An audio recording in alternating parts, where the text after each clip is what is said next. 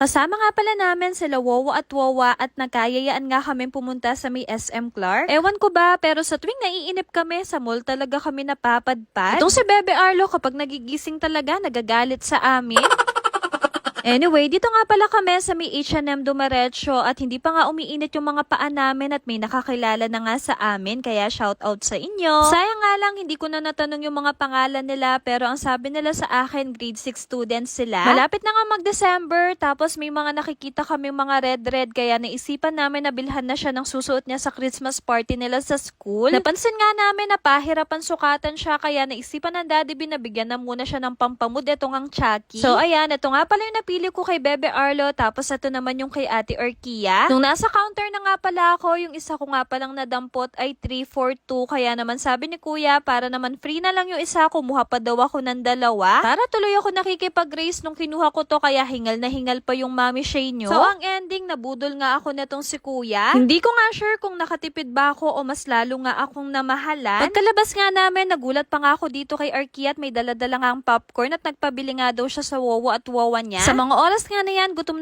na kami kaya dumiretso na kami dito sa may dainty para kumain. Gustong gusto nga namin sa restaurant na to kasi napakarami ng servings. Syempre, maski nasa mall tayo, ayan, daddy duties pa rin ng Daddy Bin at nagmumultitask pa nga siya kay Bebe Arlo at Arkia. Pero itong si Wowa, bigla na lang nag-volunteer na siya na nga lang daw bahala dito kay Bebe Arlo. Hindi na rin naman nagtagal at dumating na nga itong in-order namin na soup. Alam nyo ba, kapag kumakain kami dito, hindi pwedeng hindi kami mag-order ng bird's nest soup. Gustong gusto kasi namin to. Ito yung soup na hindi nakakasuya at mapaparami ka talaga. Then, nag-order nga pala kami ng kanilang bestseller na dainty rice at syempre hindi mawawala itong chicken feet. Tapos, ang kanilang pangmalakasan na chop suey. Umorder nga din kami ng kanilang dainty fried chicken at ayun nga si Arkia, bininyagan na niya. Sa mga punto nga na yan, hindi na nga kami nag-uusap-usap dahil nga pare-parehas na kaming gutom. Ba kasi sa amin, umalis kami ng bahay na hindi pa nag-aalmusal kaya ayan tuloy, nalipasan na nga kami. Tawang-tawa pa nga ako dito kay Arkia kasi sabi niya videohan ko daw siya habang kumakain na tong egg. Then nag-request nga pala kami ng chili mansi dahil nga nag-additional order kami na tong kanilang siomai. Uy, in fairness naman dito ha, ang sarap niya. Dahil nga napakaseryoso ng lahat, sabi ko sa mga kasama ko, mag-hi naman sila dito sa vlog ko. Grabe, ba talaga yung dainty? Nabusog niya talaga kami ng husto. Then after naman namin kumain, pumunta naman kami dito sa may Uniqlo. Naghahanap kasi si mama ng masusuot niya para sa photoshoot namin. And kasi yung team namin, kagaya ng last year, and in fairness naman dito kay Wowa ha, ang galing niya magdala ng damit. Then si Dada naman, bumili ng jacket dito. Pinakakapal-kapal nga niya yung jacket kasi manifesting daw siya na magpupunta nga daw siya sa Japan sa birthday niya. Habang naglalakad-lakad nga pala kami, nadaanan namin tong Gongcha kaya naman napabili ako. Gustong gusto ko nga itong kanilang winter melon milk tea at na-miss ko talaga yung lasa niya. Kaso nga lang itong si Arkia, bigla na lang niyang kinuha. Habang nakadambay nga pala kami, may na-meet kaming cute na bata kaya ayan, nakipaglaro nga itong si Ate Arkia nyo. And nakakatuwa lang kasi nanonood nga sila ng vlogs namin kaya hello po sa inyo. Then after,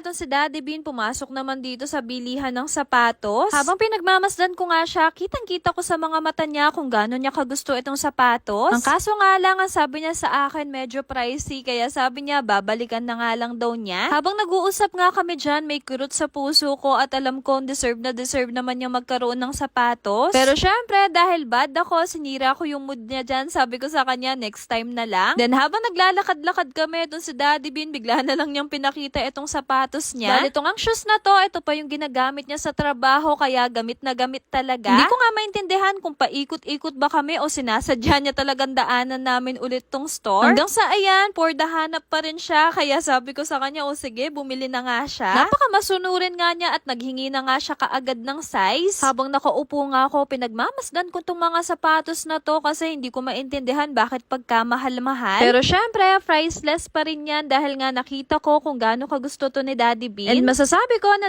deserve naman niya magkaroon ng bagong sapatos sa lahat ba naman ng sinakripisyo niya para sa amin. Una pa nga lang, pinakita na niya sa akin kung gaano siya karesponsableng mister at ama ng mga anak namin. And sa araw-araw ba naman na pag-aalaga niya sa amin at pagluluto nga ng makakain namin, nakukulang pa nga itong pares ng sapatos. At hindi ako magsasawang sabihin sa kanya na lagi ko nga siya na-appreciate sa mga ginagawa niya. Kaya naman sa mister ko, hindi lang tong pares ng sapatos yung deserve mo pa yung mas higit dito. Kaya naman, thank you so much Daddy Bin sa lahat. Love na love ka namin ni Arkia at Bebe Arlo. Pero going asawa ko ay merugo asali ay li.